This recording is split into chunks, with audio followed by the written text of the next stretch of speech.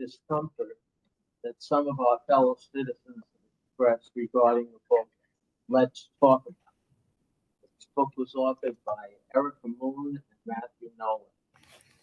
And on behalf of the trustees, Scott, and our staff, we want to thank you for bringing these issues to our attention that this discussion has taken place. And for us to meet, to hear what the view is of members of the public, in order for us to be able to deliberate options and take those options back to the trustees for a larger discussion, and hopefully have a resolution for our October meeting is the first Monday of every month. Some of the discomfort that some of our fellow citizens expressed regarding the book, Let's Talk About It. This book was authored by Erica Moon and Matthew Nolan. And on behalf of what I would like to say initially, that is there any presses around? There's press online. If press is online, please identify yourself and what newspaper you're from. Just a question. I'm sorry.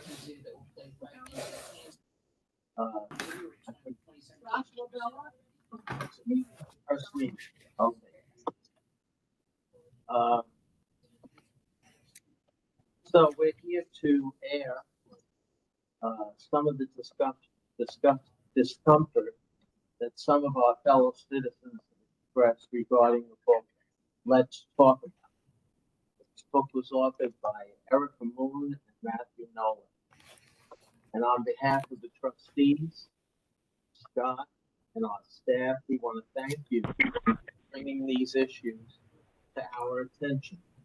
I think it's important that we have the opportunity to air these types of conversations in a civilized, democratic society as we're in. Our goal is for us to hear your comments in order to deliberate solutions and come up with a solution that respects our mutual appreciation for the issue of freedom of speech and thought, as well as the founding principles. As citizens, we have to comport ourselves with respect to each other's feelings and each other's points of view.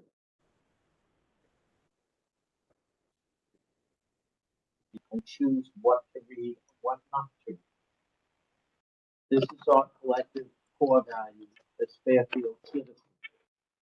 So please be assured that after last week's meeting, each of the trustees was given a copy of the book to read, and we all read it, and to comment.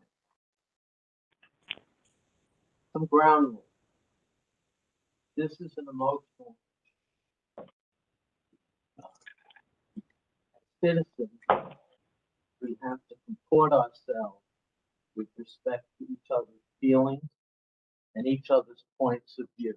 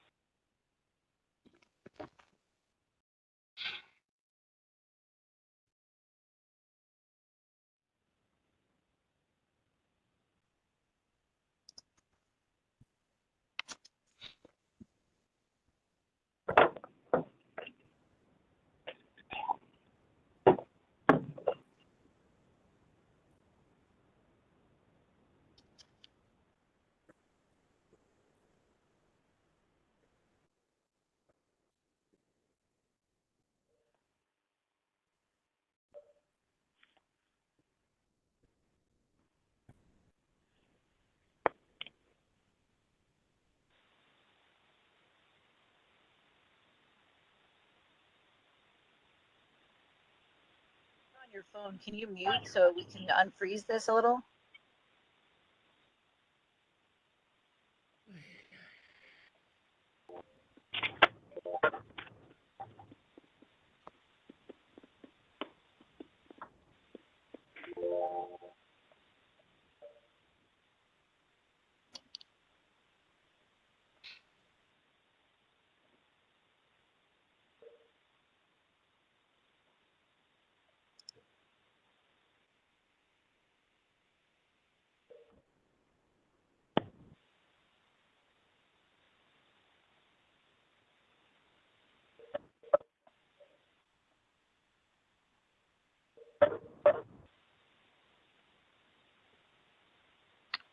On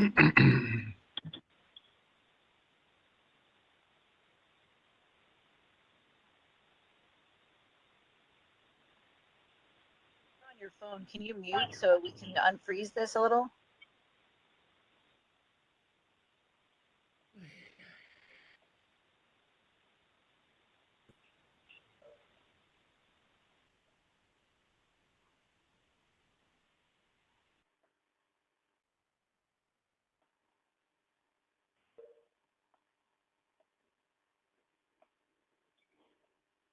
Whoever the moderator is, no one can hear you through the phone line, and everyone else needs to mute themselves, or the chair needs to mute all.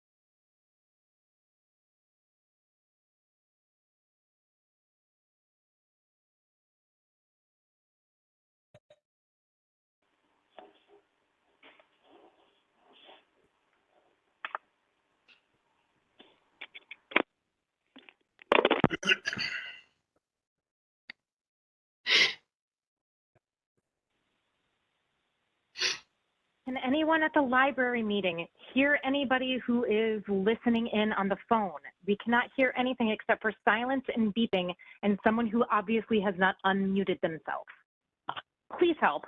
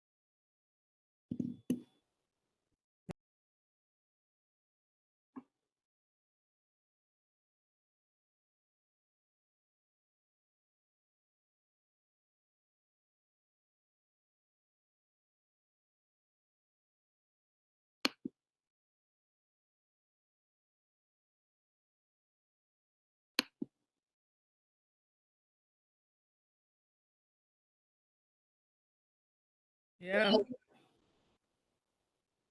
Oof. I'm trying to get in on the town thing. The town meeting. It's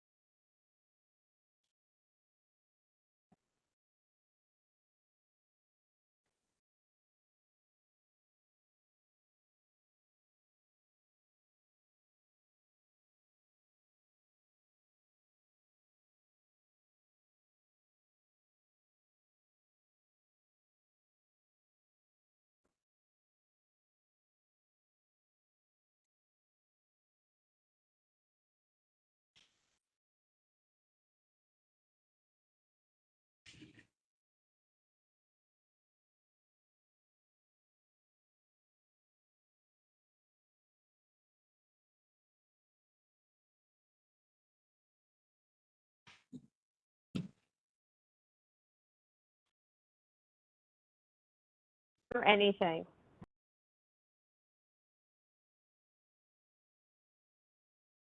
What?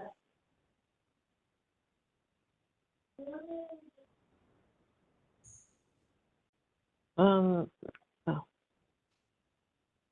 Does anyone hear anything? I don't hear anything. No, I don't hear anything at all. Not a thing. I don't hear anything. Does everyone listening know that there's a mute button on the bottom of their screen that they have to actively press? Because Yes. not everybody seems to be muted. So if you could go ahead and mute yourself, on the bottom of the screen, there is a mute button. Oh, I'm using my phone. Okay, maybe we should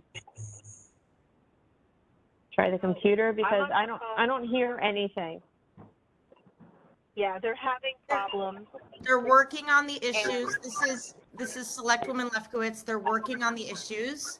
But if everyone who's calling in can press mute on their own accord, they are working on the issues. They can hear us. We just can't hear them. So if everyone could be patient, but please mute yourself. There is a button on the bottom of the screen.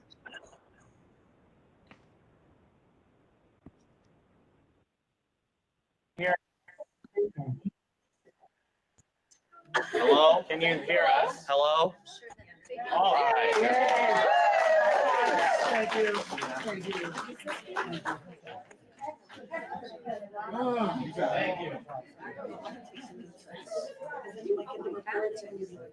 Okay, so apologies for the technology issue.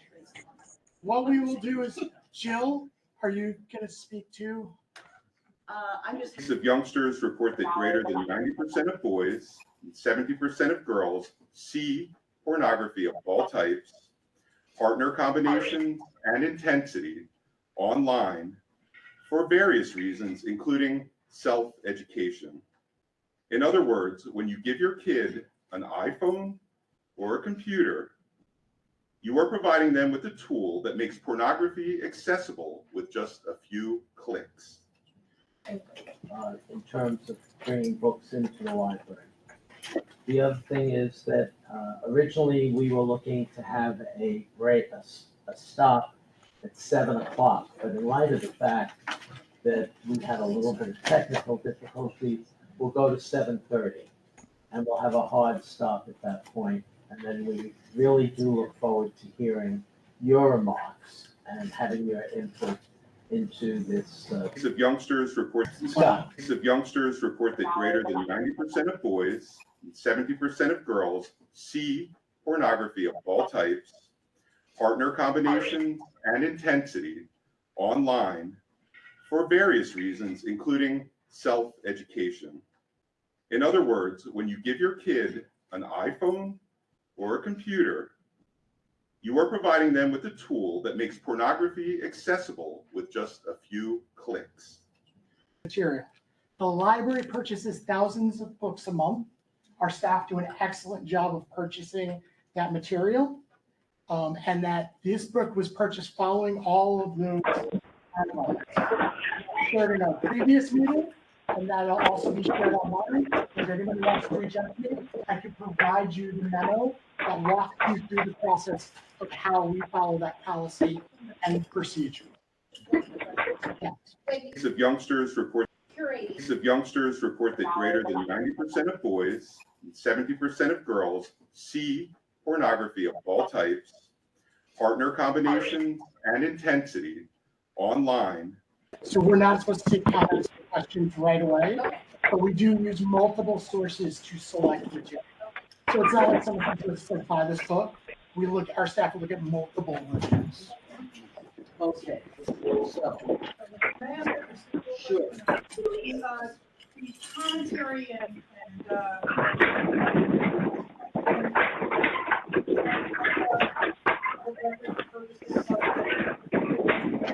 Of youngsters report. How's the soup, guys?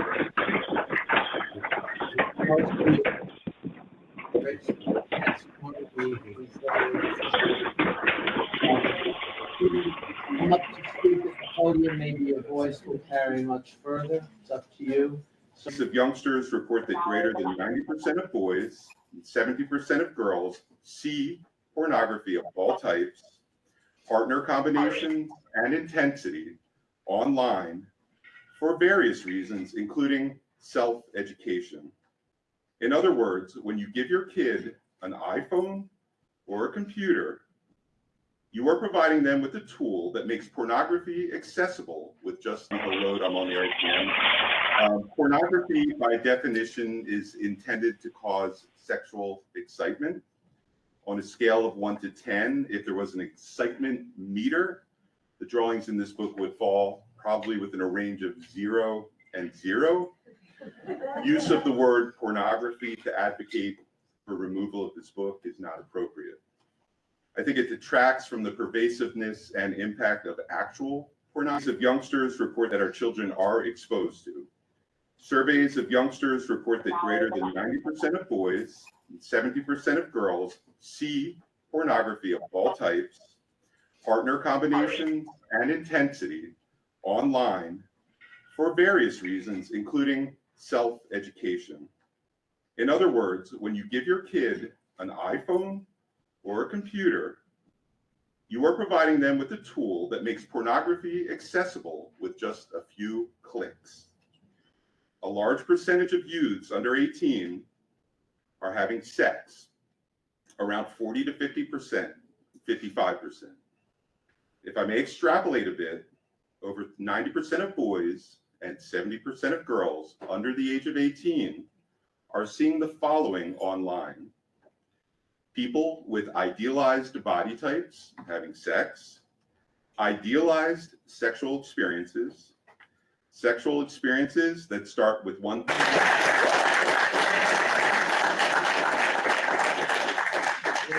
We're going to just read an email next, and then we'll go back to the audience. Go ahead, Scott. So this email was received today from Stephanie Hammer. I just received an email that there is a group of people looking to ban, restrict certain books. As a member of the Fairfield community, I find this Set their own and respect others' boundaries, to recognize when someone is not respecting those boundaries, to feel empowered to change their minds at any time, to feel good about their bodies, to know when something is not right, to not feel ashamed, to be safe, happy, and healthy. Incidentally, these topics do make up a large portion of the book in question. Thank you.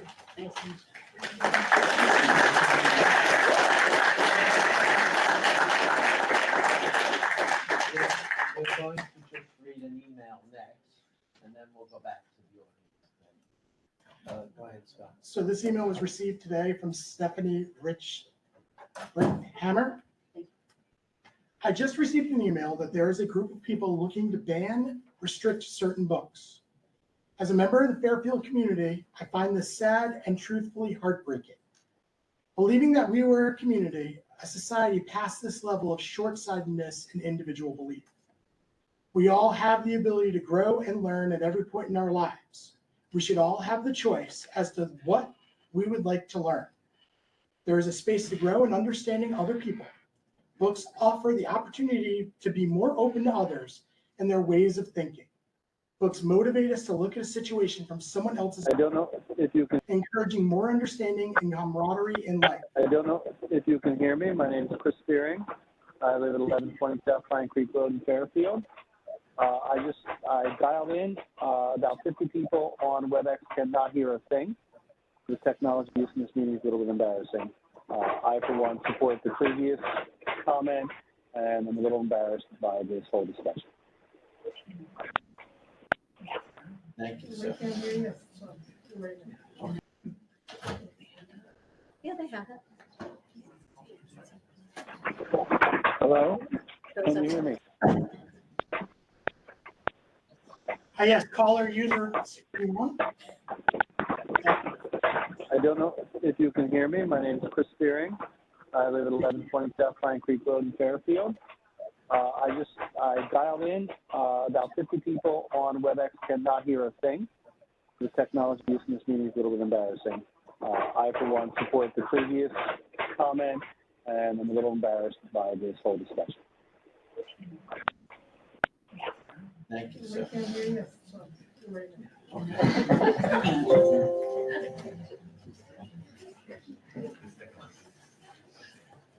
Good evening.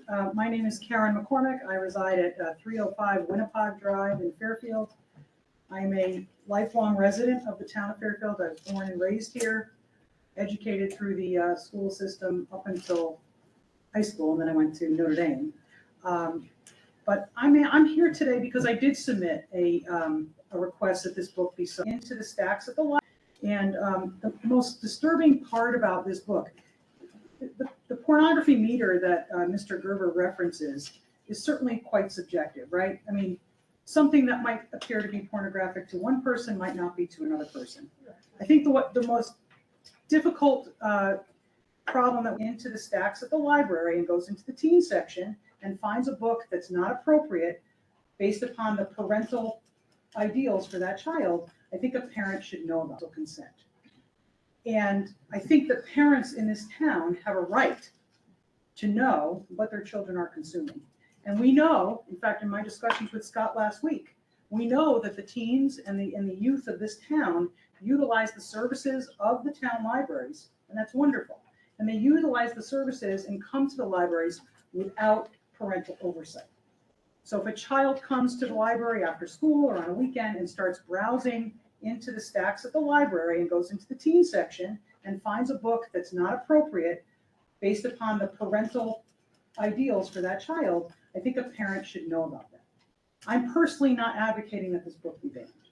What I am asking for, and I think it's a reasonable request, is that this book be put into some kind of certain contemporary community standards would find that the work taken as a whole appeals to a prurient interest. Number two, whether the work depicts or describes a reasonable request. Just because children have access to porn on the internet does not mean that we should, on taxpayers' dimes, provide something that, quite frankly, is pornographic to many people. The definition of pornography is very subjective. The Miller test, which is the test used by the courts in determining whether or not something is obscene, requires that the following criteria be considered. Number one, whether the average person applying contemporary community standards would find that the work taken as a whole appeals to a prurient interest. Number two, whether the work depicts or describes in a patently offensive way sexual conduct specifically defined by the applicable state law, and whether the work taken as a whole, various Facebook posts and on Amazon. While some of the material seems like it would be useful for adolescents, I find parts of this book completely inappropriate for our school age. Just to finish up, for the people that haven't actually seen the contents of this book describes and encourages children to seek out pornography, to seek out groups on the internet to kind of express their wishes and desires with. It talks about using butt plugs, using their hungry hiney. All of those definitions and those descriptions to me are completely offensive. Thank you for your time. Thank you.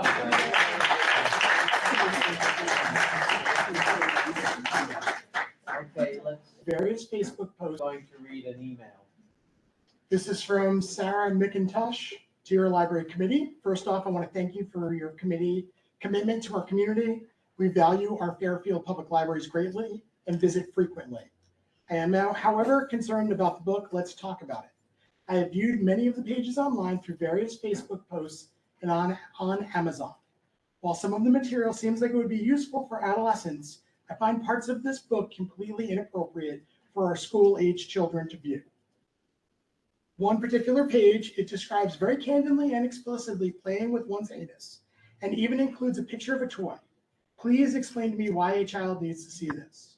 On page 171, there is a picture of a man with facial hair and explains in various ways how he should be touched. Again, explain to me why a child needs to see this. On another page, it instructs the readers to go to the internet to research their fantasies and kinks. Again, what am I missing? Parent, I certainly don't want my son Googling anything like that. The internet is an extremely dangerous place and one that we have all warned our children about. But now we are telling them to look up their favorite porn star. And on other pages, the book tells the reader to try a sex toy for bonus fun vibes. Again, what am I missing here? What child needs to read this?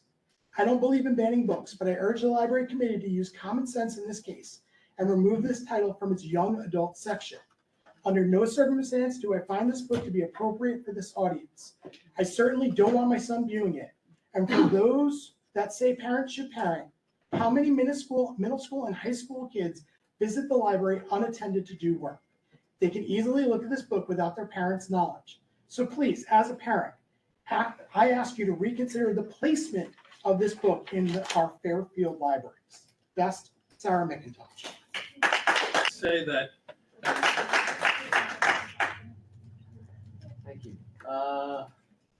Yes, sir.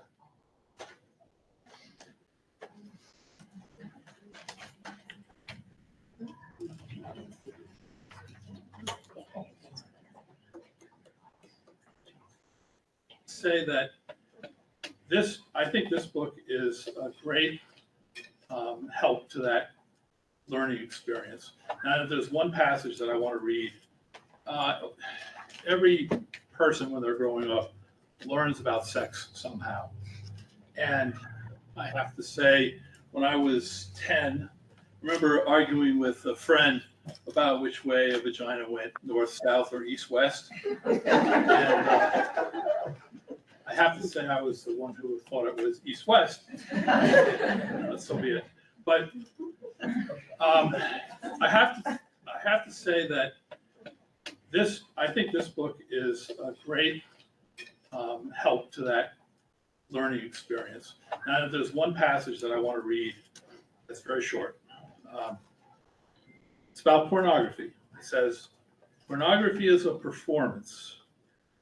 It's not a blueprint on how to have sex in real life. Just like it to isn't a guide on how to drive a car. And I think that's an important message that I think everybody, teenagers should hear, because I think that that's something that they're subject to, about thinking that way about themselves and their bodies and the act and the relationship with the opposite sex. But I think more importantly is, I don't think it's appropriate to ban or restrict something, a book or anything, unless it advocates to harm others, and this doesn't do that. So I think that it's inappropriate that this should happen, that this book should be removed from the library. That's it.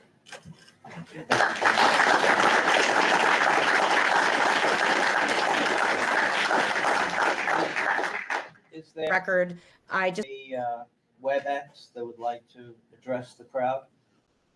this is Nancy Lefkowitz. Can you hear me? Yes, Nancy.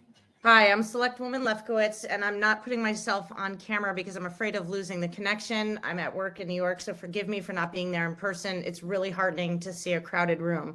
To this committee, thank you, and to the esteemed board of the Library Board of Trustees. Thank you so much, Record.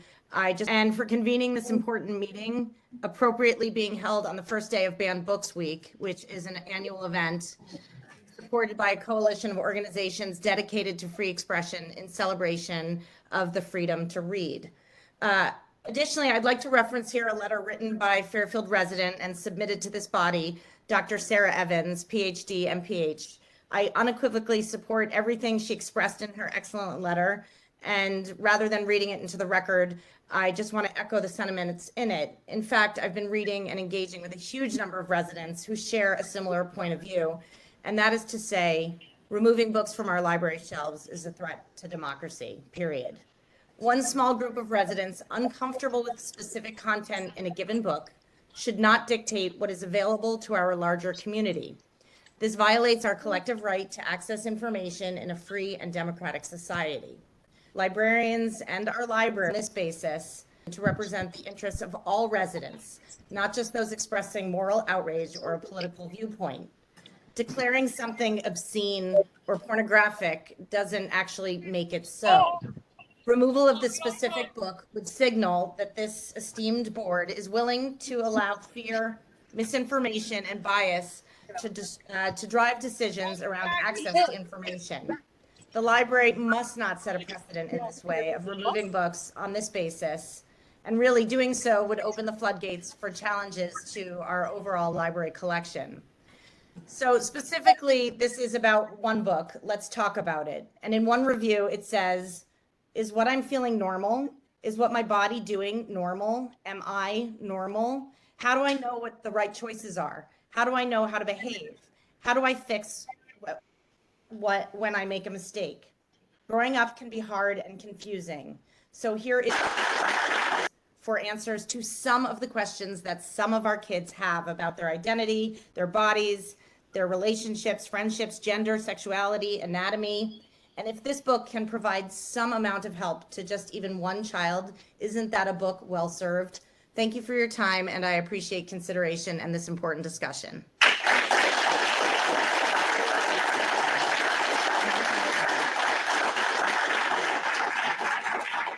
Thank you for those remarks. Scott has an email. Yes, I'll call on you.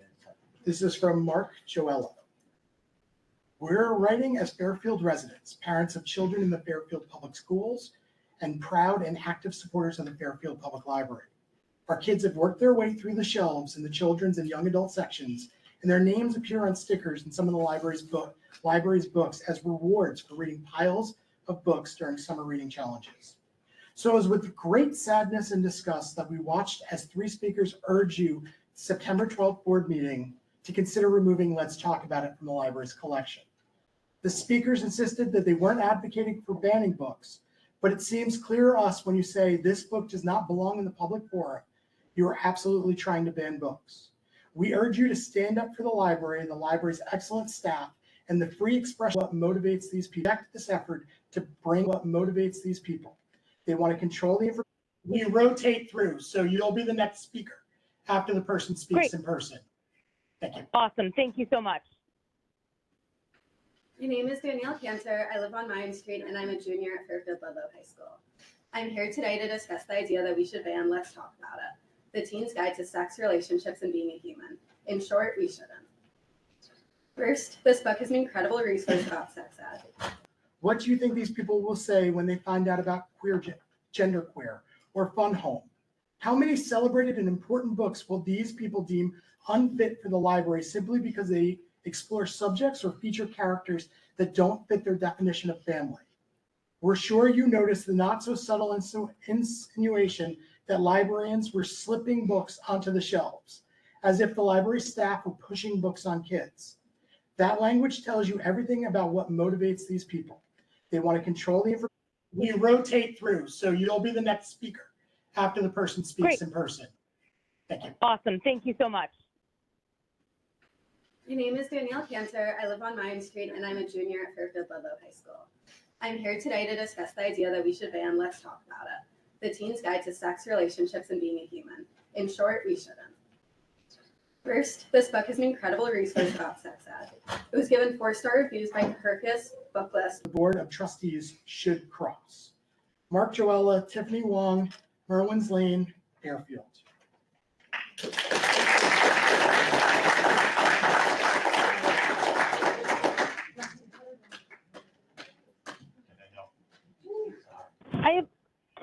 I'm sorry, I have a quick question on the line. If we have comments from calling in, when do we get to say those? I'm sorry, it's been a mess with the communication, so I just have a chance to speak. We rotate through, so you'll be the next speaker after the person speaks in person. Thank you. Awesome. Thank you so much. Your name is Danielle Cantor. I live on Mayan Street, and I'm a junior at Fairfield Ludlow High School. I'm here today to discuss the idea that we should ban Let's Talk About It, the teen's guide to sex, relationships, and being a human. In short, we shouldn't. First, this book is an incredible resource about sex ed. It was given 4-star reviews by Kirkus Booklist, Publishers Weekly, and School Library Journal. The New York Public Library chose it as the best book for teens in 2021. It is credible, and this has been confirmed time and time again. This book goes through sex education in a different way than our health classes, and to relationships and health. In Fairfield, at least, the focus tends to be on abstinence. When information going beyond abstinence is either ignored or glossed over, teenagers still inevitably want to learn more about sex. They will search for more information. If this book, which carefully and thoroughly covers important topics from consent to relationships and sex, was not available, the other resource would be the internet. Let's Talk About It talks about sex in a way a teenager will understand. It is for teenagers. That means that it is an understandable, digestible, and appropriate resource for someone who will want this information in some way. Again, if this resource is not available, then teenagers will turn to the internet for the same answers. The internet is where they will likely encounter actual pornography or purely inaccurate information. These sources will also probably not stress the topics of consent, boundaries, and safe sex like this book does. If we're discussing banning books, then we are dealing with censorship in Fairfield. Bans like this one are using children as props because of underlying bigotry and hatred, but are actually harming the same saving. We are reducing the resources available to children, putting them in a position where they're more likely to go on the internet and receive misinformation. It is not up to individual parents to decide what books should or shouldn't be available to the town of Fairfield. Children should be free to pick the books.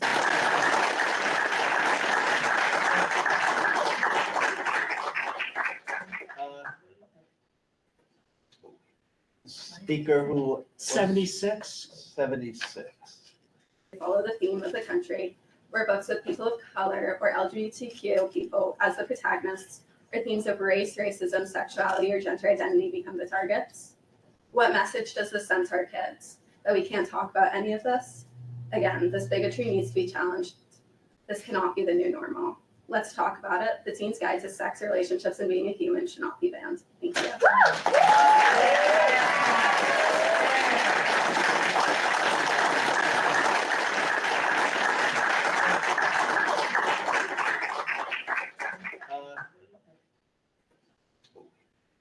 speaker who? 76. 76. Ma'am? Sites. As a parent of a teen, I would not even want my child to be able to pick up a book like that. Of 90 Robertson Crossing.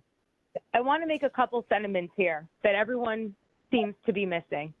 The first is there are way too many assumptions about people's political views that are coming into play. The left need to stop, the right need to stop. What we need to focus on is common sense. At the end of this day, we should not be banning books. Sites. What we're doing is considering content moderation just like we would with a pornographic magazine. Let me read an excerpt from the book. Circle your butthole with your finger, pausing any time at a spot that feels extra good. Also, I'm really appalled to hear Dr. Evans say there's nothing wrong with this book. Sites. As a parent of a teen, I would not even want my child to be able to pick up a book like that on display. The pictures are graphic enough that it is on the same level of passing a user in the library looking at pornography on their computer. Quick images. And at the end of the day, it shouldn't be in the child section. If you're not going to have a pornographic magazine there, this book shouldn't be there either. It should be in the library, but it should not be available without parental consent. Just like every single one of us signed that parental consent letter in 5th grade for that health video. Thank you.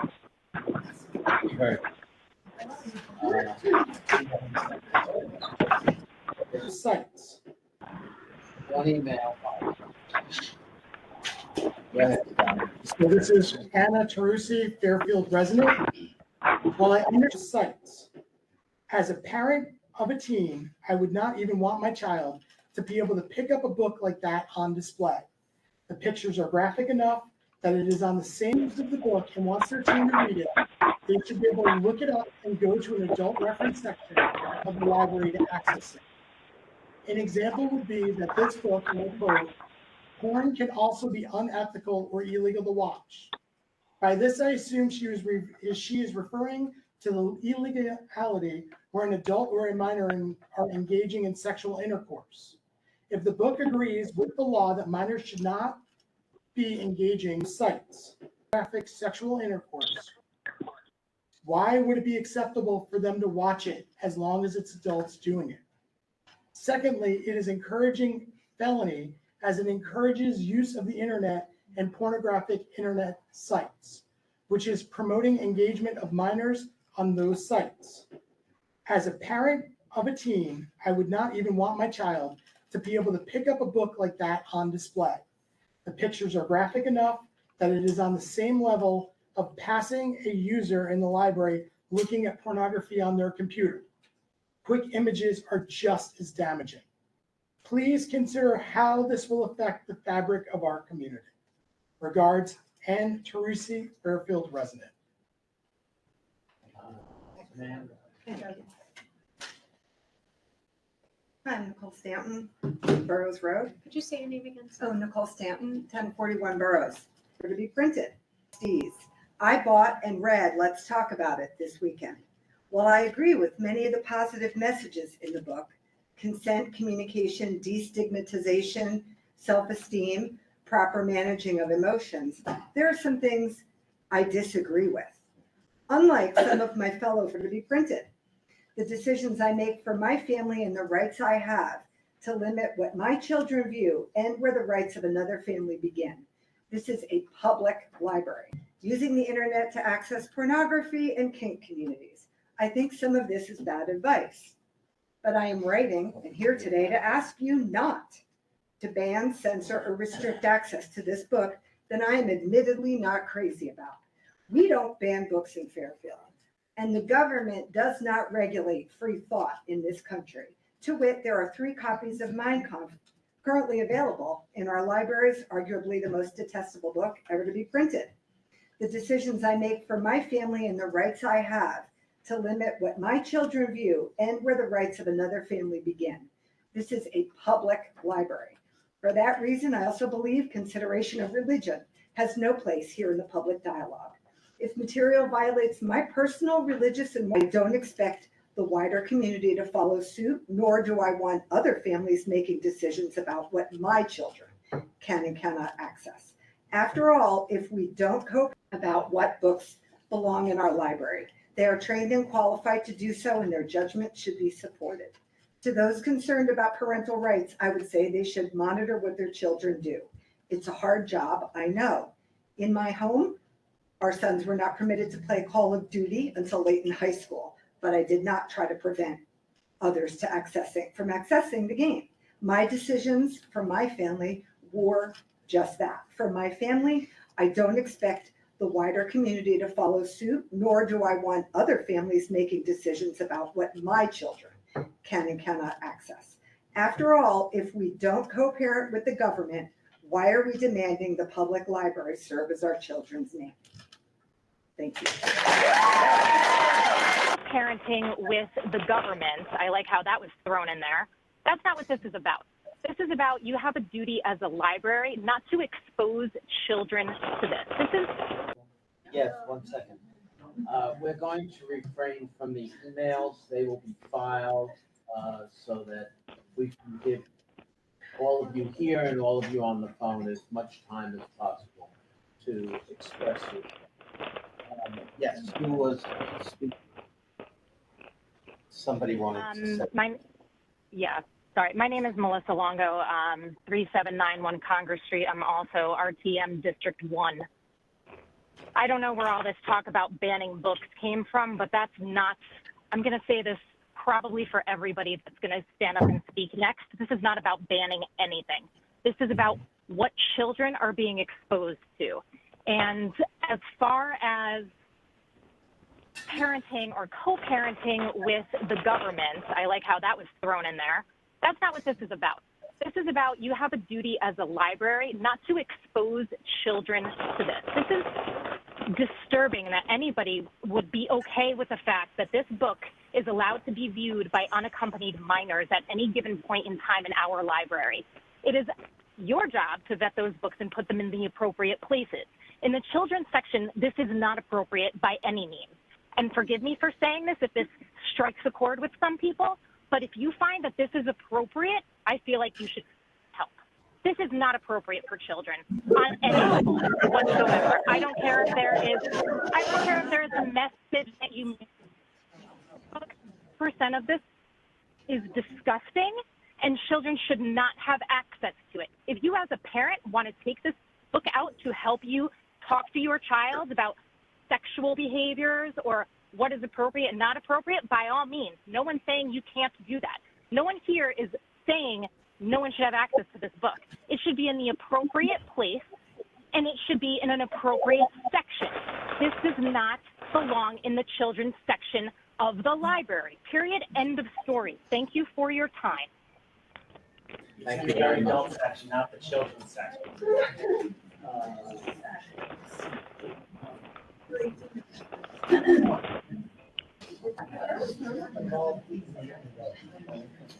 While waiting for the speaker to speak, everybody has a right to their opinion. Civility is important, and so I really would appreciate if we don't criticize each other, and that we do this in such a way that people express themselves and have freely without criticism. Thank you.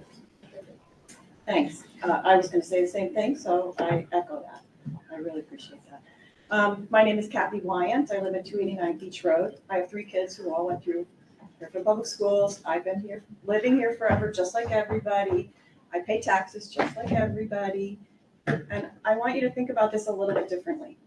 So one of my children is 21. He's a boy, and he has special needs.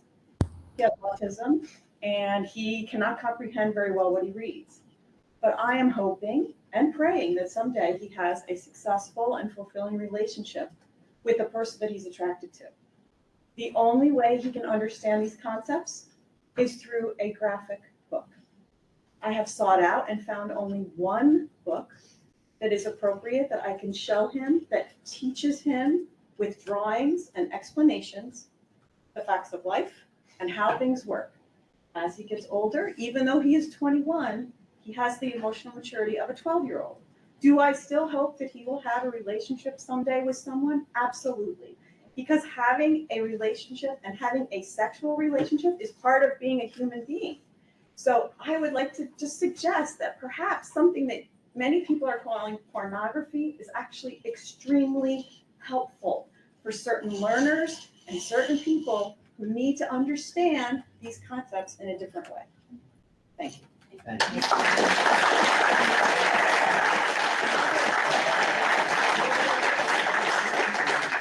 Is there someone on the phone who would like to make a comment?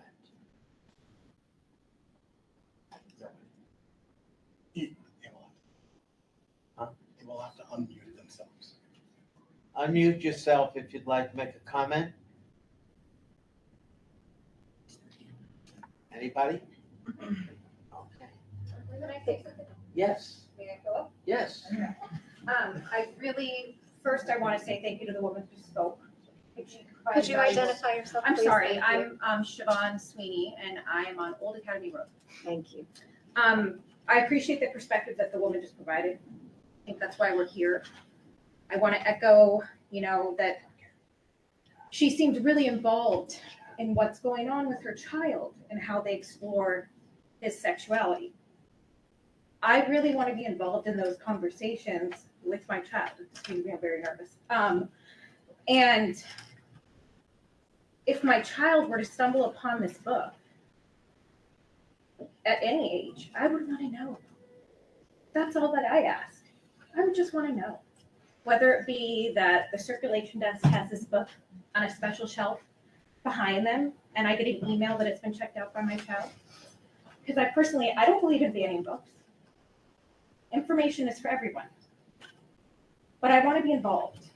I want this to be a collaboration. When my child gets on the internet, there's parental control settings that I can put on that computer. And my child picks up an iPhone. There are parental control settings that I can put on the iPhone. Can they get around that? I'm sure. Kids are so damn smart. But I have to do my job. As a parent, I want to know. I want to know.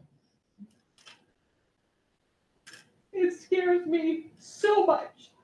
You have no idea what it is like to raise a child. You guys have no idea what it is like to raise a child. You are our whole lives. I have to protect them. I'm sorry, you can't run. I'm sorry, I don't mean to single you out. I'm trying to express the magnitude of why we are here today. And know that democracy to me means that not everyone's 100% happy. And I did not plan to speak tonight. So thank you for your time.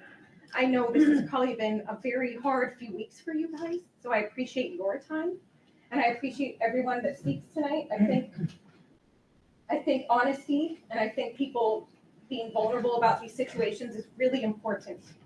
And I think it brings humanity back into these conversations, that we're not calling each other names, that we understand that everybody has different opinions on this, feels differently, and feels very strongly.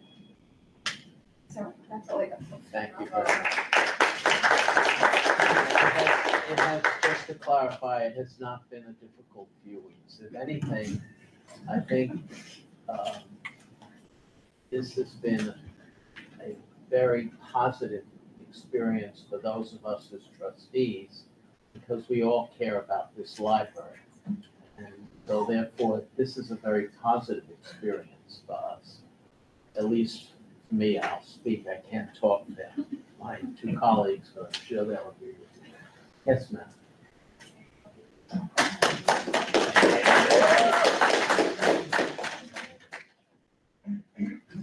Hi, I'm Molly, and I live on Beach Road.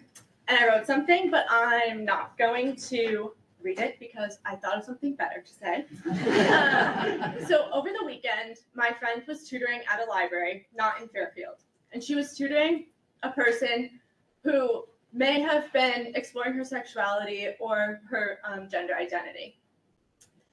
That person wanted to check out a book with a main character who was gay.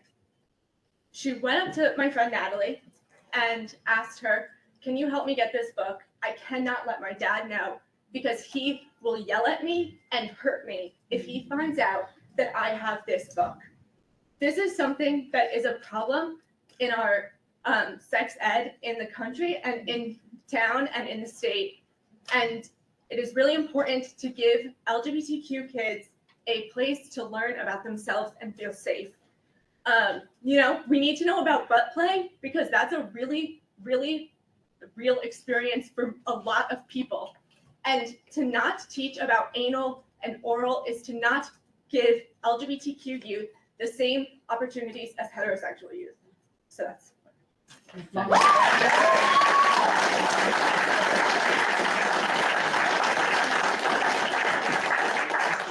you could wait 1 second, I want to find out if anybody on the phone wants to speak. We could have them raise their hand and then go on away. Maybe that would be helpful. Would anybody like to speak on the phone? Hi, I'm Kelly Sokol. I live on York Road. I'm here today to show my support for keeping the book Let's Talk About It available for young adults in the Fairfield Public Library. When I heard that this was a topic confronting the library board, I felt compelled to show my support against the banning of any books, as well as my support for keeping this book in particular on the library shelves. I was absolutely heartbroken to hear that members of our shared community were advocating to ban a book. One speaker said, "It's not acceptable to me," and it trivializes connections. Another called the book pornography, and another stated that her tax dollars should not be spent on something she did not approve of. While those opinions are important, they should not be allowed to dictate what information is available. This type of censorship is not about protecting teens. It's about denying access to information that makes someone uncomfortable. Just because some families choose to live by a specific set of values does not mean that all families in the same community choose to live by and adhere to those values. How can we as a community live together if we make active decisions to eliminate those views we may oppose? After hearing those arguments, I actually took the time to purchase and read the book. I was very impressed by the pragmatic approach to educating teens about what a healthy sex life should be about. This book is about consent, respect, practical aspects of one's genitalia, practical aspects of different types of sexual encounters, and most importantly, open and honest communication about sex between partners. The illustrations represented the naked body and its various sexual organs and what that looks like for many different people. I'm not a person who shies away from awkward and difficult conversations with my teens. However, having said that, my teens find conversations with me difficult and awkward. I've already broached this topic with my teens. However, now having the gift of hindsight, I've happily directed them to search for this book in our library so that they might find the answers to their unasked questions. My hope is that by reading this book, my teens now might be more comfortable to broach some of the more uncomfortable topics. This book is a wonderful resource for a teen with questions.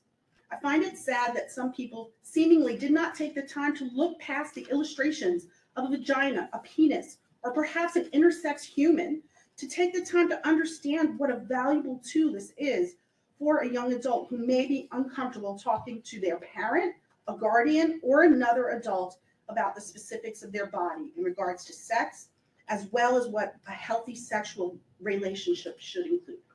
Thank you.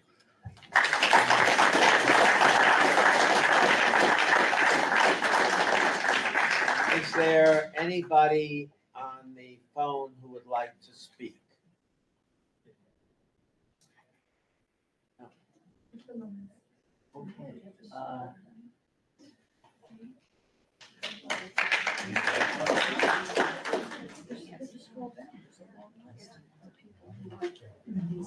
Hello? Oh, sorry. We do have a call. Hello? Hello? To the trustees, am I good to go? No, I think we're gonna have a call. Hi. Just stay there though. Yes, go ahead, please. Sorry, hello? Yes, go Hi, ahead. my name's Marie. Hi. My name's Marie Rotundo, and I live in Bungalow Avenue in Fairfield. I'm calling because I wanted to thank you for this meeting. It's been really eye-opening. I love listening to all of the different opinions and points of views. I'm just concerned about the fact that we keep talking about banning this book on one end when it's not really about banning the book. It's about removing the book from the teen room where my 11-year-old likes to go with his buddies after school and do their homework. And then if they need to find it, if the child needs to find it for whatever reason, they know the author, they can always go up to the librarian that works there in the teen room and ask for the book. Trust me, my son does it for his other books, and sometimes they're not in the teen room, sometimes they're actually upstairs in the child's area, and they're very, very helpful. And I absolutely love this town and the library and the resources for these kids. I just don't understand why it's so controversial to say that this book in particular maybe isn't for all 11-year-olds to be able to access. He's in middle school now. He enjoys going to the teen room. It's one of his most wonderful experiences that he can do. He can walk there because we live downtown. So this isn't about banning, per se, a book. It's just about let's not put it out in front and center for an 11-year-old to happen to stumble upon at the library. I monitor all of his internet, all of his music, all of the books that he brings home from the library. I get the notifications. I know what he's reading, which is fantastic. It's absolutely wonderful. And I don't want this book to be removed at all. I just want it to be placed in a spot where an 11-year-old child can't just stumble upon it. Thank you. Thank you. To the Board of Trustees and the rest of you who have gathered here this evening. Can you just introduce yourself? My name is Caroline Shaw. I'm a junior at Fairfield Ludlow High School, and I live in Mill Plain Road. Earlier today, I was sitting in my youth and law class after taking a pop quiz about current events. We answered questions about worldwide news revolving around the Queen and immigration. After this, my teacher used this experience to bring up the upsetting local news that has resulted in us being here today. We began to discuss the possibility of banning the book, Let's Talk About It, for younger children. Apparently, it's a book too gruesome for a young mind. It's disturbing, ideals surrounding sex and relationships that we just can't handle. In the past few years, we've been reading books like The Color Purple and To Kill a Mockingbird during school. These books have received Pulitzer Prizes, being globally recognized for their powerful words and messages. Alice Walker, author of The Color Purple, writes in a language that portrays the struggles one can face in real life without sugarcoating it, similar to the way Let's Talk About It does. A goal of Walker's writing is to bring attention to a topic that should be known about, like much of the content in Let's Talk About It. Often when hearing stories about minors dealing with sexual abuse, substance abuse, or other issues for an extended period of time, it's because they were unsure of how to address the situation or did not know how they could go about getting help. In this novel, it teaches one to do so in a way that is more appealing to younger people, even though it may not fit the black and white textbook definition that could be more familiar to some of you. Erica Moen and Matthew Nolan, co-authors of Let's Talk About It, have used the form of a graphic novel to appeal to an audience that may not have the ability to reach out, to be educated in the manner that many of us have been at a younger age. While we are making efforts to ban a book for younger children that acts as a resource to many, I remind you that real life cannot be censored. The objective of this potential banning is supposed to be in the best interest of us, the kids. But if we choose to ban books that show a glimpse of what life can look like, shielding children from how we can go about living a further educated and safer life for ourselves, we have officially eliminated a way to learn and seek help if needed. Thank you, and I hope that you consider keeping this book on the shelves where they belong.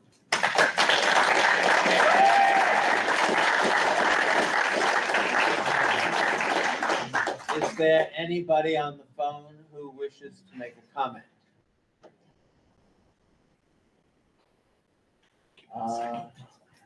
Anybody else wish to speak?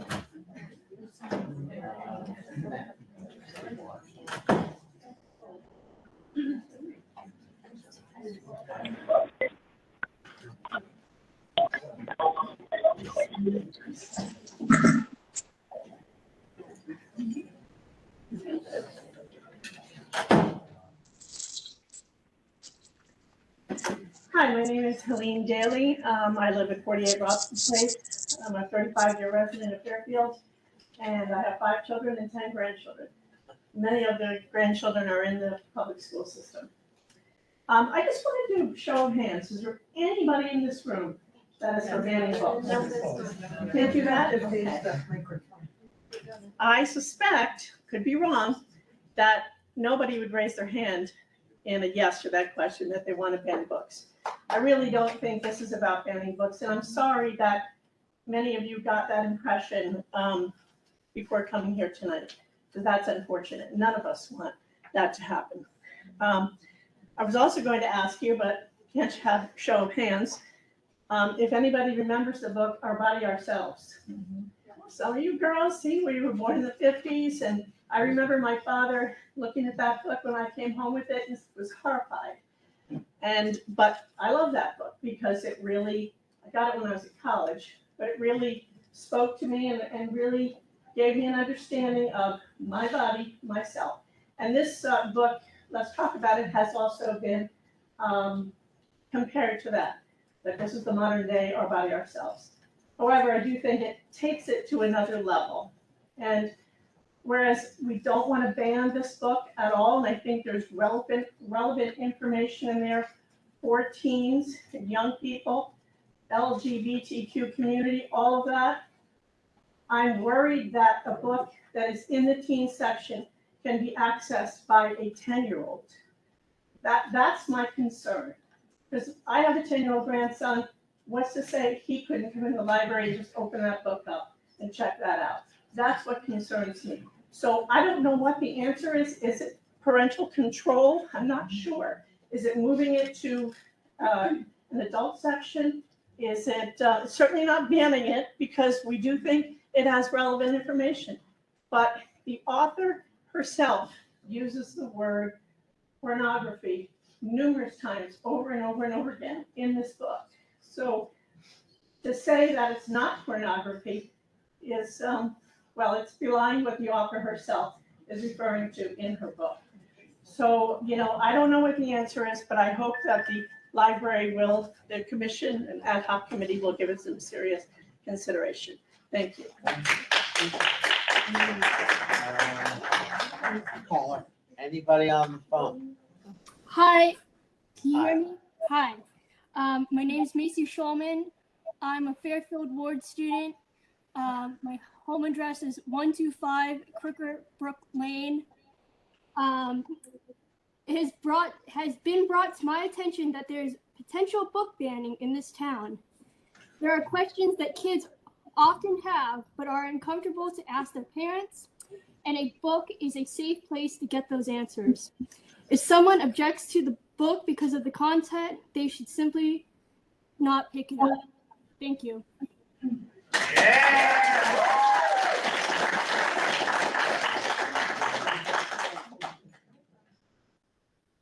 Hi, I'm Kathy McElroy. I live at 1089 Churchill Road. I've been in this city for 25 years. Both of my kids have gone through the school system, and it's been excellent. My kids went through an experience at our church where the Unitarian Church has an OWL program, Our Whole Lives. And when they're in 9th grade, they get all this great information. And the reason we do this at our church is because they don't want to talk to me about it. We have other adults who are trained. It's a nationwide program.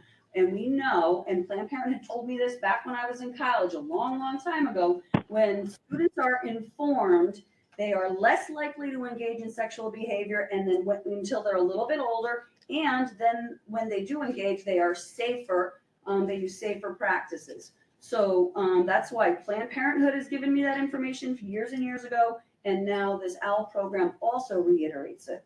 So I'm really happy that my children were able to access this information with trusted adults in a group of their peers. And guess what? When they come to school, people are like, what did you learn this time? Like set me straight. So they are considered experts in their field. So, and guess what? I think they're actually pretty open-minded. So addressing the idea of having a graphic novel. Some people say it's inappropriate. I teach in an elementary school. I've been teaching since 1991, and I don't know if anybody's been in an elementary school lately, but graphic novels are everywhere, and they age up into adults and beyond. So it is a great way for a lot of people to access information and in this form for people who don't necessarily are accessed through a regular narrative or informative textbook style. So a graphic novel is much more accessible than other styles. So I was able to get to this on my phone. Okay. I'm afraid that if you put this book behind a gate and add a gatekeeper, the students who really need to use this are not going to go up and ask for an adult to say, I want to read this book. Because what if that's your neighbor? I mean, we're a small town. And it's like, what if that lady tells my mom I'm reading this book? Now I'm going to have an uncomfortable conversation. And other students here have pointed out that is a dangerous situation for some of our children. And for the people who don't like some of the content in there, maybe it's not your cup of tea, but it's not your business to tell everybody else what they should be able to experience. You don't have to read these books, but please do not limit this important education for students and adults who might choose to read them.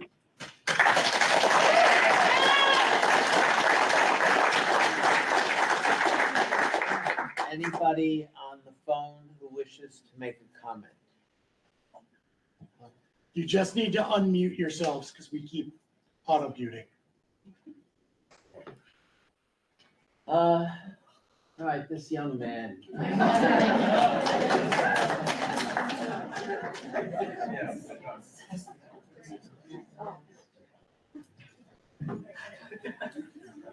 Hi, I'm Forrest Hendler, and I'm currently a freshman in high school. I live on Reading Road, if that's. I don't think books should be banned, and specifically the book, Let's Talk About It, should not be removed from the library. The idea that this book is too pornographic for teens to read is absurd.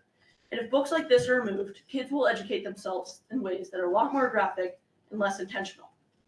And if you think this book is too pornographic, then maybe you should consider checking your own child search history.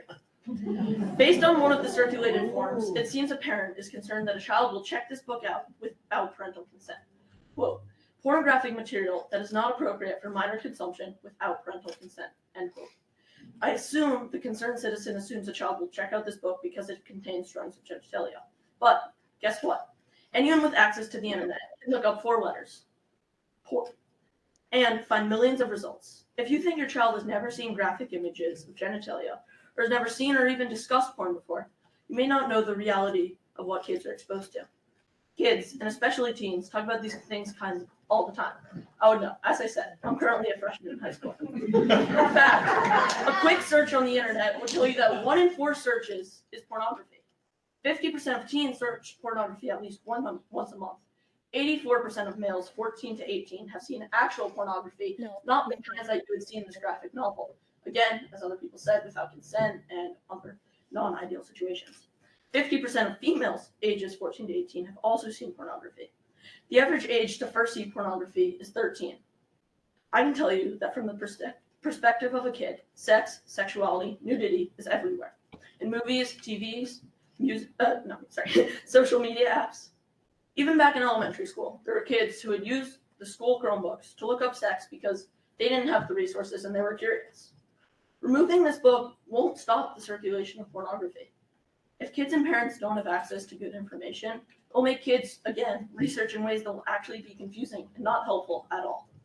Let's Talk About It is an educational resource. Thank you all for your time.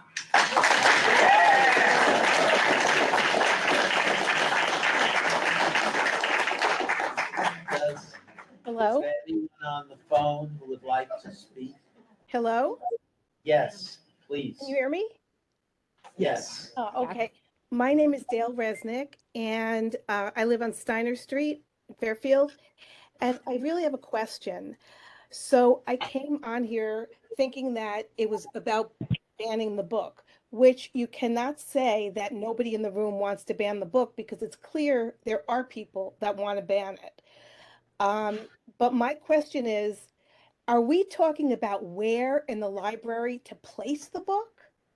Because the book is for grades 9 through 12.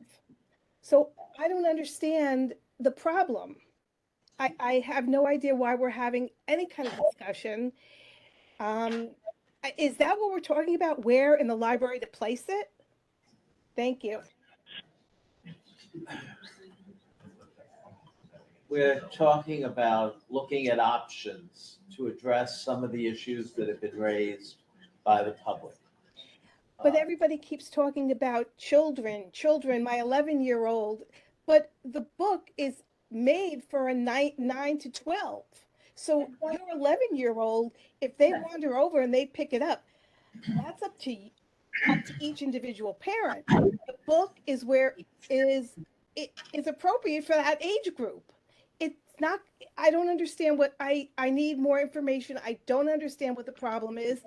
The book just has to go in the appropriate place, and that's the end of it. I can't believe we're even spending time on this, but okay, thank you.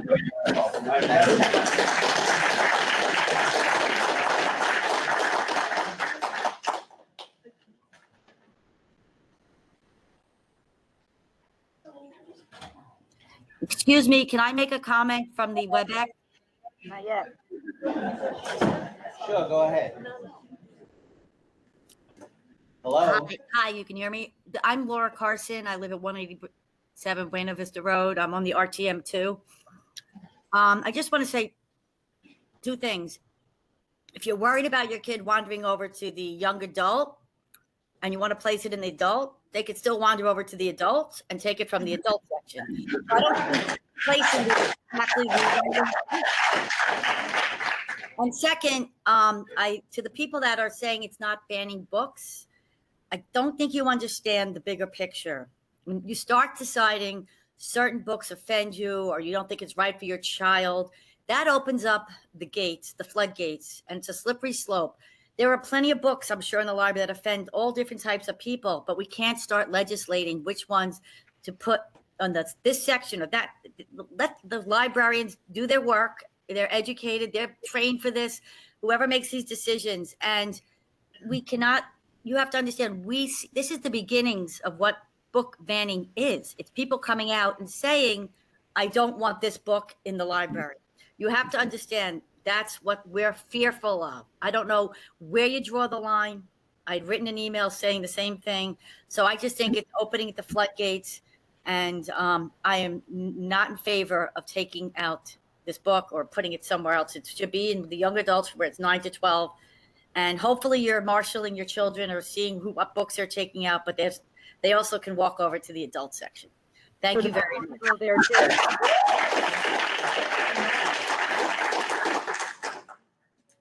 Hi, my name is Cameron Chiniski, and I live at 399 Round Hill Road. First of all, thank you to the Board of Trustees and everyone who's put the time to have this discussion. And honestly, this is, some of you have said this already, but this is actually what democracy is all about, and it's really heartening because for the last couple of years, a lot of times we haven't been able to get together, and we've been sitting behind computers, and now we get together and have conversations in person, which makes me proud to be a member of our community for doing this. Honestly, I'm relieved, and I feel really hopeful about where we are right now in our community and our country, because I have not heard a single person tonight say they wanted to ban a book. I've not heard a single person. Words have maybe been twisted, but I can't think of a single person here who wants to censor anything. I think that's dangerous. It's downright un-American. And people keep talking about how this is banning. It's not. What a lot of people here have been asking for is to have a role in their children's decisions on what books they can see while at the library. I know the history of public libraries. If you mentioned earlier, I think you said the first library was in Philadelphia. I don't know that history, but as long as I've been alive, and I think my parents have been alive, there's been children's sections at libraries. And there's a reason for that. It's a place where children can access material that has been gathered and collected that's appropriate for them. We have a children's section here. We have a teen section here. Someone said earlier, well, what is keeping someone from wandering over to the adult section? You're right. But there are certain guardrails in place that when a children goes to a section that's deemed for them or goes to the teen section, they have access or they see or things are displayed for them that are appropriate for their age group. A number of people here have said that they have, Sorry. So sorry. a number of people here have said that they have 10-year-olds, 11-year-olds. A 10 and 11-year-old is very different from a 17-year-old. And if they're all allowed to see this book in a teen room, that's not okay. I'm glad this is available to some people who find it helpful. I'm sure, you know, that there are parts that are helpful to some kids. But I think that we just need to put some guardrails in place so that parents can do their job. And that does not mean removing the book from the library at all. I don't know what the solution is. We, like someone said earlier, we can put parental controls on the internet, on our kids' iPhones. Everyone's saying, oh, well, we get access to pornography. I'm sorry, I'm not going to let my kid have access to that. Will they find it? Probably. I've given everyone here respect, and I haven't laughed at a single person. We might disagree. We clearly have different values. But this is a democracy. Let's act appropriately and fairly. They're children. I think I would like, and I speak for a lot of people that just want to do my job as a parent, and it may be different how many of you in here would like to parent, but if this is how I want to parent, I should have the option and the opportunity to do so. And I think then maybe we put some parental control guardrails in place, and it's something to think about. It's clearly a controversial topic. It's not like everyone here is, we wouldn't be here if it wasn't controversial. So it's something to think about because some parents feel they want to have more of an active role in some of these decisions. Thank you. Thank you. What's that? Jack? Yes, thanks for taking my call. I'd just like to respond to the people who are saying that we're not banning books here, we're just wanting to create barriers to access effectively. Guardrails and barriers to access are just another form of censorship.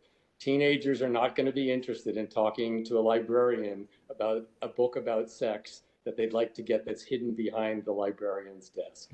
And the reality is that these books that are geared for adolescents to learn about sex belong right next to all the other books for adolescents in that section of the library. 50 years ago, my local library on the shelf had a book called Everything You Want to Know About Sex, but We're Afraid to Ask. And I'm sure there are people in the audience who might remember that. And that was a book that educated my generation in the early 70s about sex. This is the modern version of that. And it's not right for the library to be hiding this book, protecting children from seeing a book that was written and geared for adolescents. Thanks for taking my call. Thank you, Jack.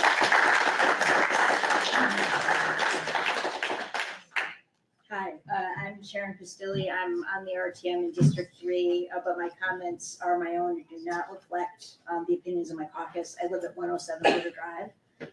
And I have a report. I'm going to send you an email, but there's like a footer on the bottom of this where you can access this report. It's at pen.org, which is an organization that follows book bans. And I know that we've been talking about the nuances of whether or not restricting access is a book ban. Restricting access is a book ban. I have two children who are 22 and 20, and I think anyone who knows me well knows that my kids were pretty restricted compared to other parents, but in no way, shape, or form did I ever ask them to ask parents of my kids to alter their behavior for what what my controls were. I want to bring something up, and I'm just concerned about bias in general. In this pen.org report that just came out, I will send the footer to the public record so that you guys have it. I just didn't get to it in advance of the meeting.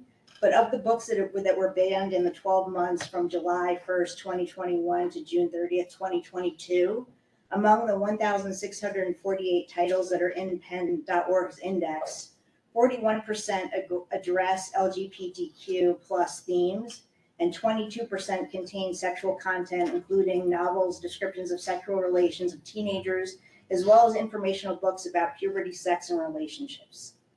And I'm quoting this report in the conclusion of it.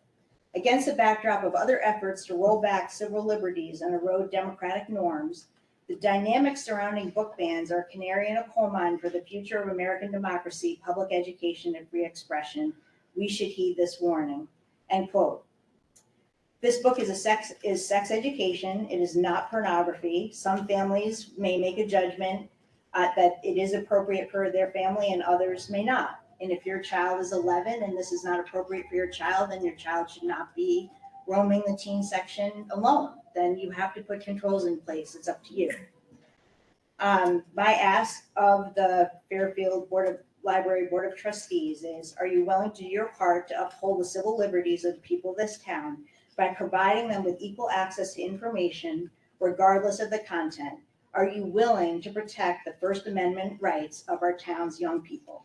To cave to the demands of a loud minority would be nothing less than a shame. Thank you.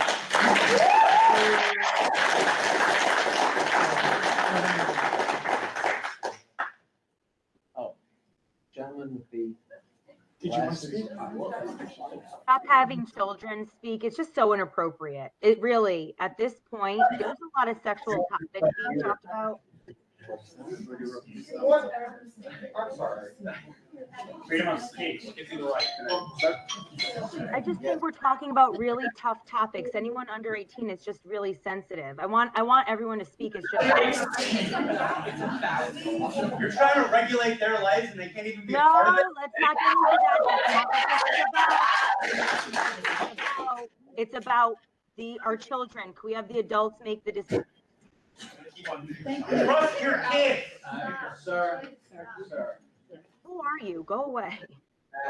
You're not talking. Can I, as an ex officio, make a point of order, please? Excuse me, ma'am, may I please?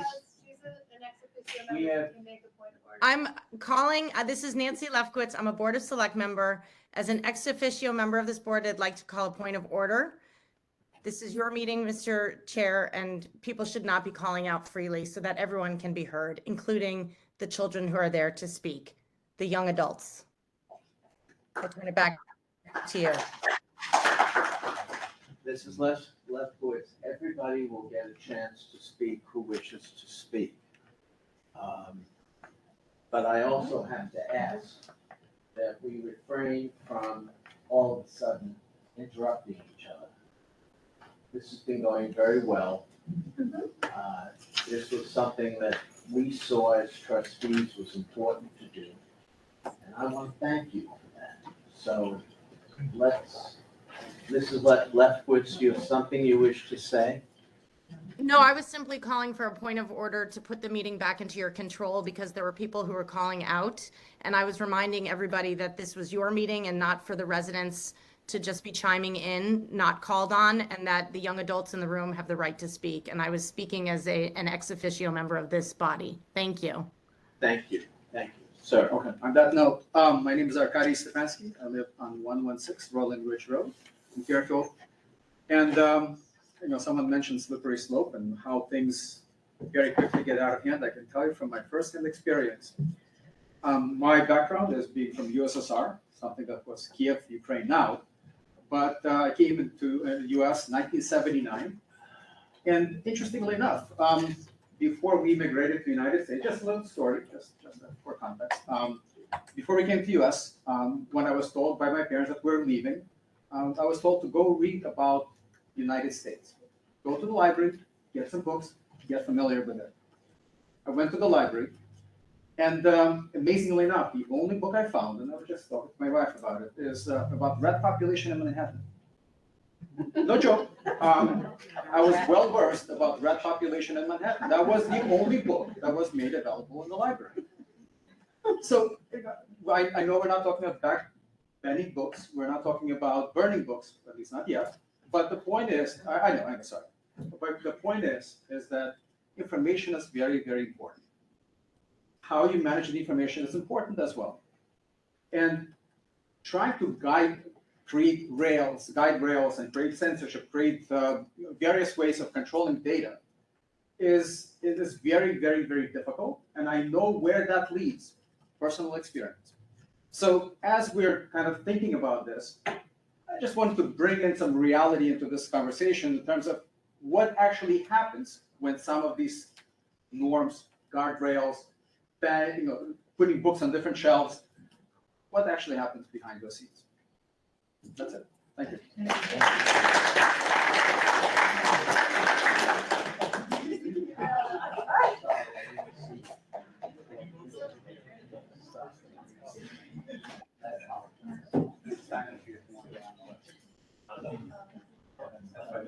Hi, my name is Kira McCollum. I live on Henderson Road, and I'm a senior at Fairfield Ludlow High School. And let's be honest, growing up is awkward, and there is no preventing that. And I'm going to talk a little bit about my experience growing up. Growing up was just as awkward for me as well. And I was an older sister, and I didn't have an older sibling or an older cousin that I could talk to about growing up. So there was these books. It was the American Girl Doll books, How to Take Care of You. That really, reading a book and seeing questions that I didn't want to ask, or I didn't know how to ask, or I didn't know the answers to, or didn't even know these were questions that I should be asking. It was really, really helpful to read a book where I could have my questions answered. In the beginning of Let's Talk About It, the author's note says, sex education isn't about sex, it's about the relationship education. We might not all have sex, but we will all have relationships with the people around us. It is so important that young teenagers and adults learn how to have a healthy relationship, and that education to that should not be denied. So I believe if we ban this book or limit this book, we are limiting children's education. And not only that, but just pushing them in another direction too, which I think is very harmful, because on the internet, there's an endless amount of possibilities or things that people could see that or learn about that, where in this book, it's introducing to them in a way that's educated. So no child should be ashamed or discouraged or limited from reading a book that helps them navigate themselves, their relationship life, their sex life, or just the world growing up. Thank you. Thank you.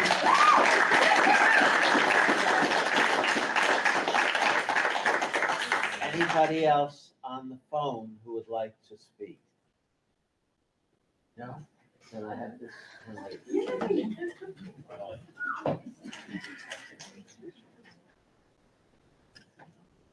Good evening. My name is Arushi Malarapu. I live on Flintlock Road, and I'm a junior at Ludlow High School.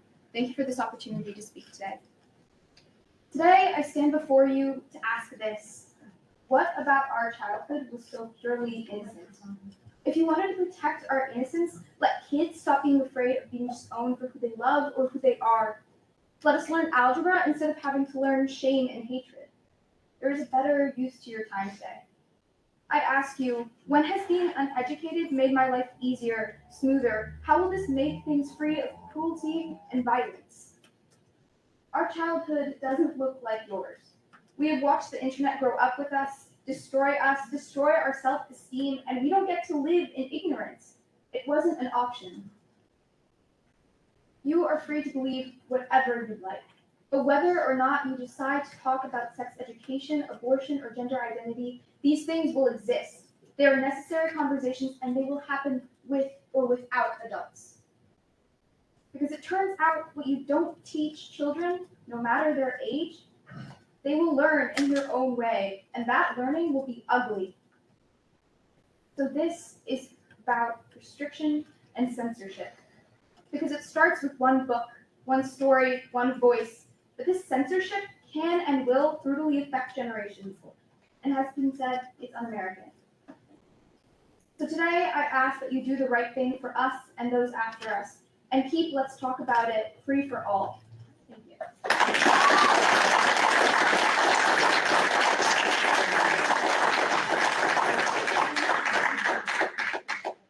Anybody else seated in the audience wishes to speak? Yes, ma'am.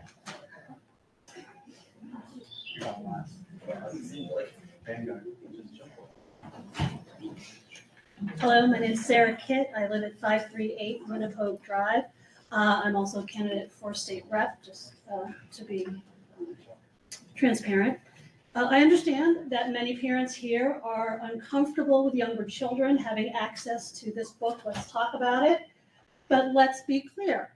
There are guardrails. There are restrictions. It is shelved in the portion of the library that is open to the target audience for this book. It is where it belongs in this library. Now, if we start talking about restricting access or censoring books that people object to, are we going to talk about The Handmaid's Tale, James Joyce's Ulysses, The Color Purple? If we start banning books because a small vocal group of people are opposed to the ideas, then I'd like to see, wouldn't mind seeing the collective works of Ayn Rand taken off the library shelves. But I'm not here asking for that. I digress. Public libraries should be a beacon of intellectual freedom, a place where you can lose yourself and at the same time find yourself. To quote Voltaire, think for yourself and let others enjoy the privilege to do so. We don't need to ban books or censor them or limit our children's access to them. Reading challenging books and learning about troubling issues is how we grow, how we learn about ourselves, and how we learn about the world around us. It's time to open our libraries, make these books accessible to whomever wants to read them. When we start talking about limits and guardrails and censorship, it is the next step towards banning books. We do not need that. I do not believe the people of Fairfield want to see that happen. Please keep this book where it is so that the audience it is meant for can access the book when they need it. Thank you.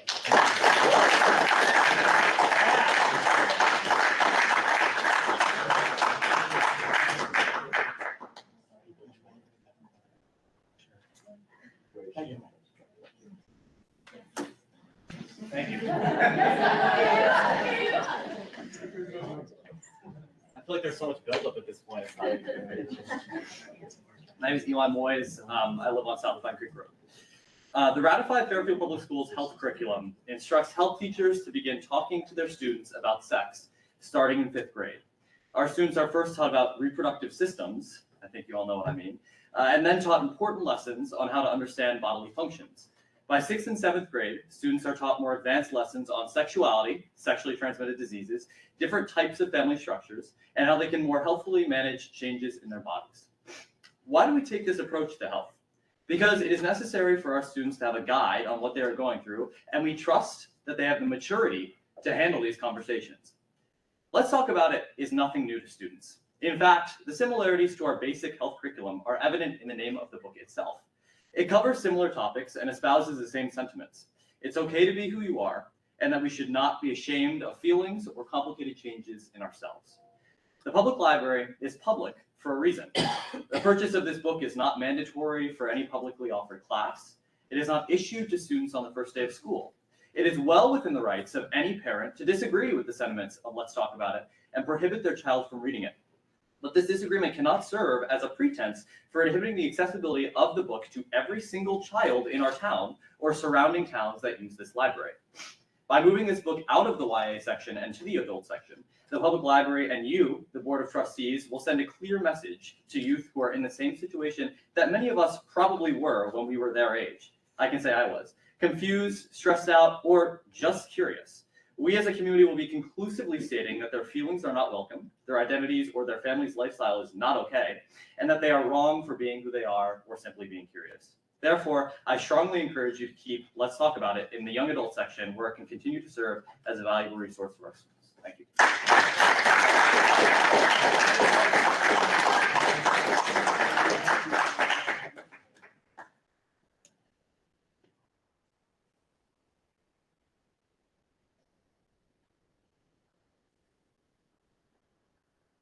Hi, I'm Ewan Dignam. I live at 58 Clinton Street. Put simply, the removal of this information for this age group is wrong and should not go forward. My 12-year-old sister recently came out as gay this past year. We joke that we all knew about it before she did, but nevertheless, she came out to us this past year. She falls into this teen category at the library. She comes here to check out her summer reading books and to meet with her friends in the teen room. And while it might make sense to some, I fail to understand why this information should be kept from her and her friends. It's not pornography. This is literature she can see herself in as a member of this community, the LGBTQ community. And while I personally do not want her to read it, it is the library's role to provide information rather than prevent it. It is not the library's role to parent children. Book banning in any form is wrong. We all agree on that. Nearly 50 years ago, Ridgefield Public Schools tried to ban books about race from their school library. 50 years ago, teachers knew this was wrong. They threatened to strike if these books were restricted because it restricts how people learn and how people are taught. It's information that parents can ask their children not to check out, but it's the child's right to read. The kids have a right to learn, and they have a right to express themselves how they see fit, and the library has no right to restrict that.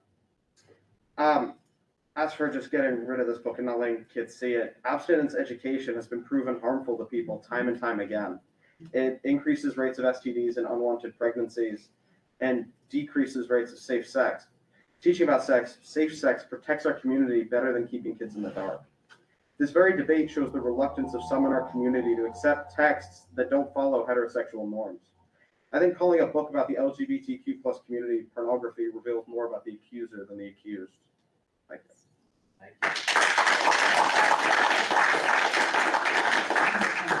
Anybody else wish to speak? Yes.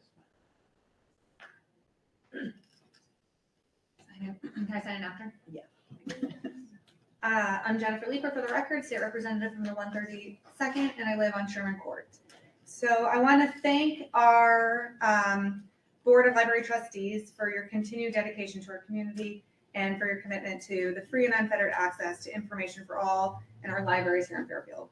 I want to recognize that the library has policies and protocols for how you vet and select books to be featured in your collections, involving experts, the experience of our librarians, as well as national reviews. I fully support the process you have in place, and I'm grateful to the expertise and leadership of our librarians. I appreciate the board proactively hosting this special meeting to engage the public to discuss Let's Talk About It. These conversations can be difficult and clearly at times heated, but they're essential to have, and thank you for giving us all this opportunity. The movement to ban, limit, survey books, particularly from our children's and young adults library sections, have been significantly increasing across the country over the past several years.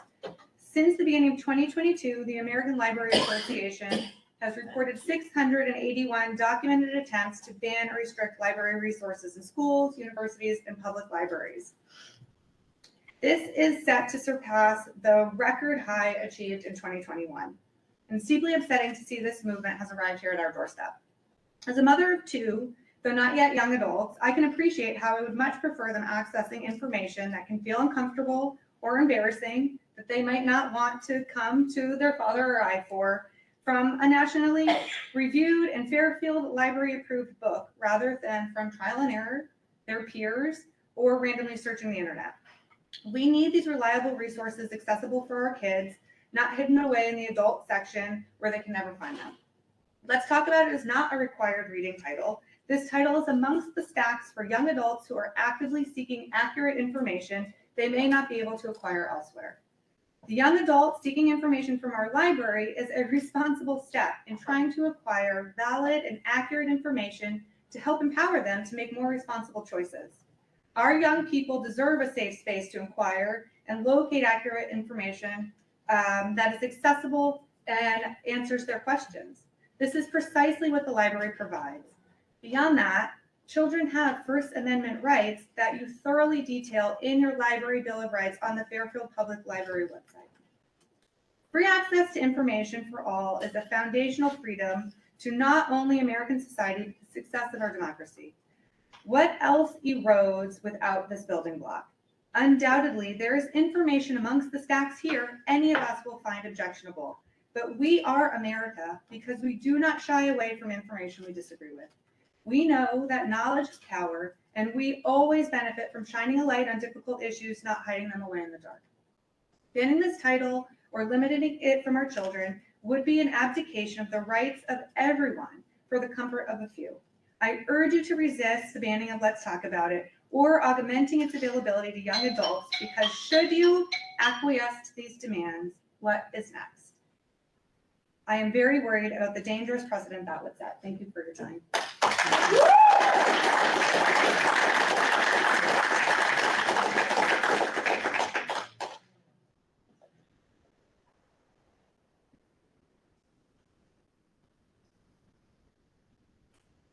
Thank you very much. I'm Kristen McCarthy-Vahey. I live at 1625 Melville Avenue, and I also serve as a state representative here in Fairfield. And I would like to echo the comments of many. Thank you to the Library Board of Trustees, to our librarians, and to all the members of the public who have engaged in this conversation. I feel proud of our community for the types of conversations that we're able to have with one another, when we're able to have conversations where we listen to one another and we have the free exchange of information. The library is the place that allows us to do that. As many of the folks have said before me, this may not be about banning books, and that's what some people are saying, but it is about limiting speech and limiting access to information. It's also about questioning the professional judgment of our professional and trained town librarians, who I stand behind completely. It's also about, when we talk about parents' rights, and as a parent and a social worker, I absolutely believe in being engaged and involved in these conversations with our children. But as Representative Leeper just said, children also have rights and needs. Molly Baker earlier pointed out the need for privacy. Children do and can, as have been said many times during the course of this conversation, search online. There is not the same kind of privacy with those online searches that there is in the library. I remember years ago after 9/11, investigators came here to our library looking for information, and it was not shared. The library offers that uniquely. And in many ways, the content of this book is a distraction to the issue of limiting the free exchange of information and ideas, which is the basis of our civilization and certainly of our democracy. My friend Nicole, as I refer to her often, talked earlier about the fact that she thought there were strengths in this book and weaknesses, things that she and her family could agree with and things that she did not. I feel the same way. But my norms and my personal ideas should not dictate what is available to the young people of this community. And providing those barriers is not the right choice. So I urge you to keep this book in the teen area, and I thank you very much for your time and service.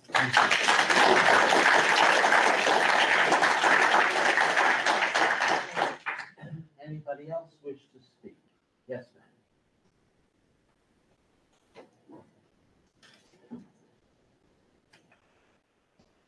Hi, my name is Martha Brooks. I live on Jennings Road here in Fairfield. Been very impressed with the people who've spoken tonight. I'm very impressed with all our students from the high school.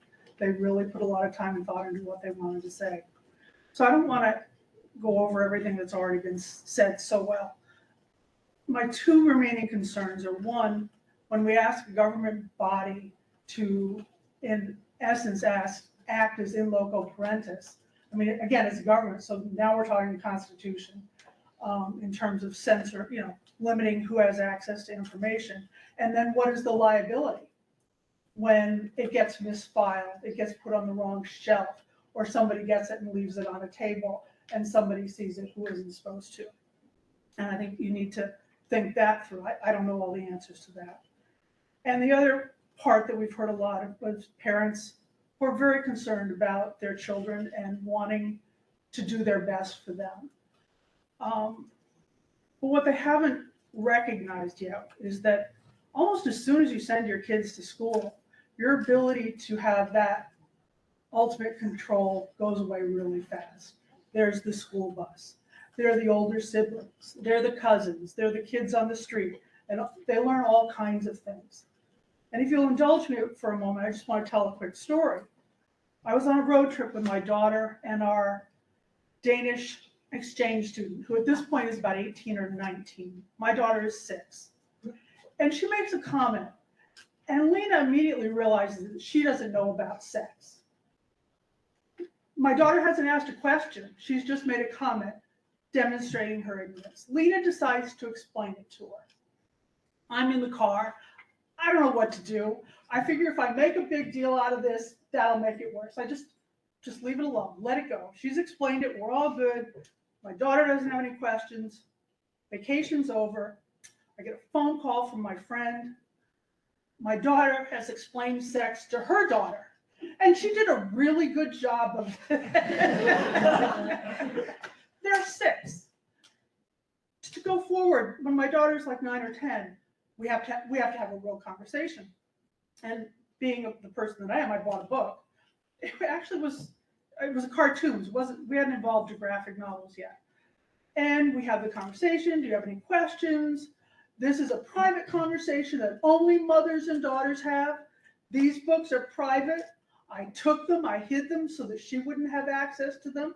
And a week later, I get the phone call from my friend. I understand you have a cartoon book which has really nice graphics in it.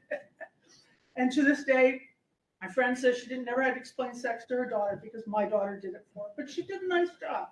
They're 35. It's worked out okay.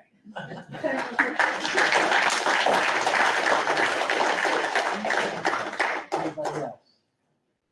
Anybody else have a comment today? Oh, no. That's it? I can make one. Sure. I'll be quick. I'll be quick. Your time. Oh, somebody's raising. Oh, somebody is raising their hand. I want to. Okay. Hi, my name is Matt Jacobs. I live on Wilton Road. I just want to be clear. Trust your kids. They know more than you think you do. They do. They know a lot more than you want them to. And that's not going to change. So if you want to try and restrict sex education from them, fine. You can do that. They're going to learn it. Maybe the right way, maybe the wrong way. And comes with risks. And I know personally, I read a lot of books growing up about a lot of difficult topics. Holocaust, Vietnam War, death, horrible things. Understanding the human condition is a good thing. It gives you experience. It allows you to deal with difficulties in your own life. And that's going to happen. It's in the curriculums, it's on the shelves, it's in a lot more books than you'll ever think of or be able to try and put guardrails around. I don't support any effort to restrict access to any reading material or knowledge for anyone. Thank you.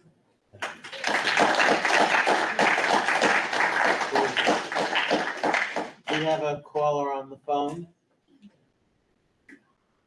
Somebody on the phone. Call-in user 80.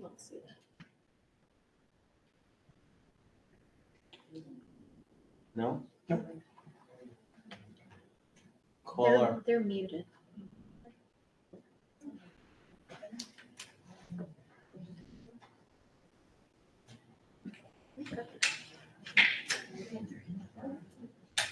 No, I think that's it. Scott. Anybody else there? No. Anybody else wish to make a comment? Yes, sure. Mary. I wasn't gonna come up here and say. I'm Mary and I live on Mountain Road. Brian. I'm a senior at Fairfield Ward High School. I'm speaking from a crowd really is my thing. But I just want to come up here and say that, just to reiterate what everyone was saying, I know my own personal experience. I was 4th grade when I first heard the word sex talked about, and it was on playground. And I think that's kind of really telling of the fact that when your kid goes to school, reiterating again what people were saying, they're exposed to all the conversations that are on the playground, all the conversations that are between classes, everything that's outside of the structured curriculum of school. There's freedom to speak, and I think that that's important. And obviously, kids are going to be curious. I was curious. And so instead of going home and asking my mom, because I frankly felt embarrassed, I didn't know what it was, I went to my friend who I knew had one of the American Girl doll books that I think you were talking about, and I was able to learn about it in that way. We had a competition with the book, and in that way, I learned a little bit more about sex. And I mean, personally, I think that books are great resources to have. I think they give children, all children, the ability to go through and learn from credible sources about sex, which is a very important part of human life. And I was grateful that I had that opportunity to read that book rather than to go off of what I heard on the playground, which I'm not going to repeat, but it wasn't accurate. So I just think that it's important that kids have the access to these materials. And I don't think that, putting it in a different area of the library, or, I'm not a parent, but I don't think that would have stopped me if I was the one who would go after it and look for it. And also, there's other ways to get that information. So I think that I would rather that I learn from a book rather than looking at it online, finding a Reddit page or something of the like that has confusing, misleading information. So thank you.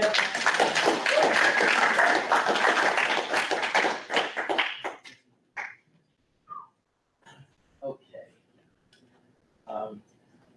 Well, I want to thank all of you for coming out tonight. We want to thank all of you for coming out tonight. We want to thank you for your thoughtful comments. I'd like to make one thing clear. There was never even the thought about banning a book. It is an anathema to all of us. The discussion is how to appropriately handle the book in light of some people's concerns that have been expressed. I think it's a wonderful thing to have freedom of speech and the ability for us to get together to have a sharing of ideas. I think many of us feel that over the last number of years, the whole issue of civility and openness has somehow been put aside. But for those of us, all of us, who love this country, it is important for all of us to be able to sit down and talk rationally and civilly about issues. And this evening, we did this. And it's a credit to Scott for having led us as a trustee group to say we should open this up for discussion to the community. I think it's a credit to the library board of trustees. And we would hope that you would not just come to this meeting, but come to our monthly library meetings, hear what's going on, what are some of the issues that we're dealing with. Because after all, this library is, and I think many of you will agree, I think you'll all agree, this library is one of the jewels in the crown of our community. Fairfield's a wonderful.